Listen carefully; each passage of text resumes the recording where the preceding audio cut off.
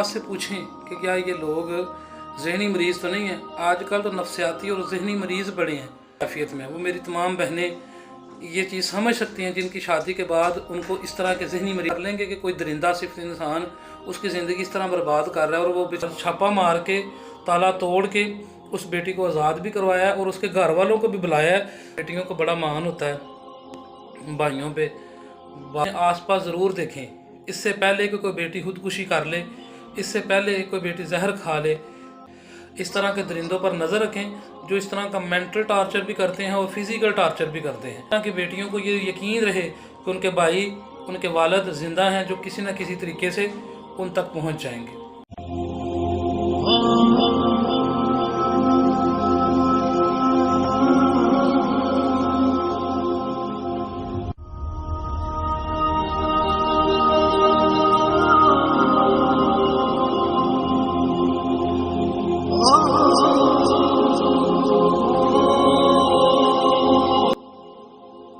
ये वीडियो आपने देखी है, कितना जुल्म है। मैं आपसे ये बात कहने लगा हूँ कि जब बेटियों की शादी करें तो कम से कम उनके पीछे ज़रूर जाएं। पहले तो आपको शादी करने से पहले छानबीन करनी चाहिए। सिर्फ पैसा नहीं देख लेना चाहिए, सिर्फ ये नहीं देख लेना चाहिए कि जनाब घर बार बड़ा अच्छा है, रेपुटेशन बड़ी अच्छी है, बल्कि आसपास से पूछें कि क्या ये लोग ज़हनी मरीज़ तो नहीं हैं। आजकल तो नफ्सियाती और ज़हनी मरीज़ बड़े हैं। नौ दौलतिये हैं जिनके पास दौलत बड़ी ज़्यादा है, जिनके पास ज़मीनें हैं, जायदाद हैं। आपकी बेटी कोई जानवर तो नहीं कि जिसके साथ ये सलूक किया जाए। इसमें आपने देखा है, शादी की है, घर वालों को फ़ोन भी नहीं वो करने दे रहा था, और ना ही उसने किसी के साथ उसका मिलने जुलने के लिए कोई रब्ता करने का उसको कोई इजाज़त थी। कितने दुख के साथ ये कुर्ब है, ये वही समझ सकता है जो इस कैफियत में है। वो मेरी तमाम बहनें ये चीज़ समझ सकती हैं जिनकी शादी के बाद उनको इस तरह के ज़हनी मरीज़ मिले हैं।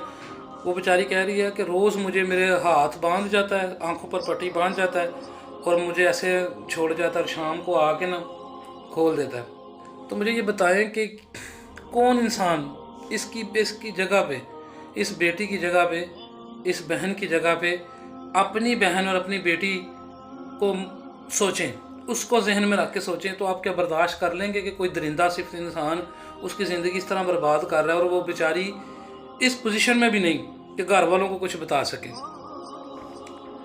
और मैं यहाँ पे मोहल्लेदार जो हैं, उसके देहात के जो लोग हैं, उनको ज़रूर उनकी काविश को सलाम पेश करता हूँ कि उन्होंने, किसी ने देखा था और फिर सब ने हिम्मत की और उस दरिंदे के घर छापा मार के ताला तोड़ के उस बेटी को आज़ाद भी करवाया और उसके घर वालों को भी बुलाया।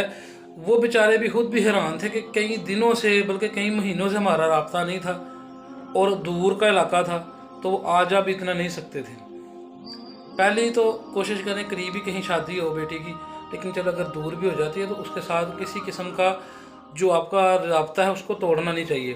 बेटियों को बड़ा मान होता है भाइयों पे, बाप पे, माँ पे, अपने मेके पे, लेकिन अगर मेके वाले ही पीछा करना छोड़ दें तो फिर इस तरह के दरिंदे जो हैं वो बेटियों की ज़िंदगी को जो है ना वो अजाब बना कर रख देते हैं। तो अपने आसपास ज़रूर देखें, इससे पहले कि कोई बेटी खुदकुशी कर ले, इससे पहले कोई बेटी जहर खा ले, इससे पहले कि कोई बेटी अपने आप को पंखे के साथ झूलता हुआ छोड़ जाए, हमें उसकी ज़िंदगी को बचाना हमारा इंसानी फ़र्ज़ भी है, अखलाकी फ़र्ज़ भी है और दीनी फ़र्ज़ भी है।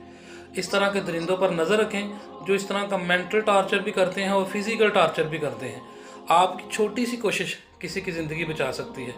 तो बेटियों का खैरख़ाही भी करें, उन पर नज़र भी रखें, और ऐसे दरिंदा जो ज़हनी मरीज़ हैं इनको सख्त से सख्त सज़ा देनी चाहिए जो बेटियों के साथ ये जुल्म करते हैं कि किसी की बेटी को इंसान नहीं समझते, उसको जानवरों जैसी ज़िंदगी उसने दे रखी थी। अल्लाह ताला हमें ताकत दे और इंशाल्लाह हम वीडियोस बनाते रहेंगे ऐसे मौज़ूआत पर, और इसलिए कि इस तरह की बेटियों को ये यकीन रहे कि उनके भाई, उनके वालिद ज़िंदा हैं जो किसी न किसी तरीके से उन तक पहुँच जाएंगे।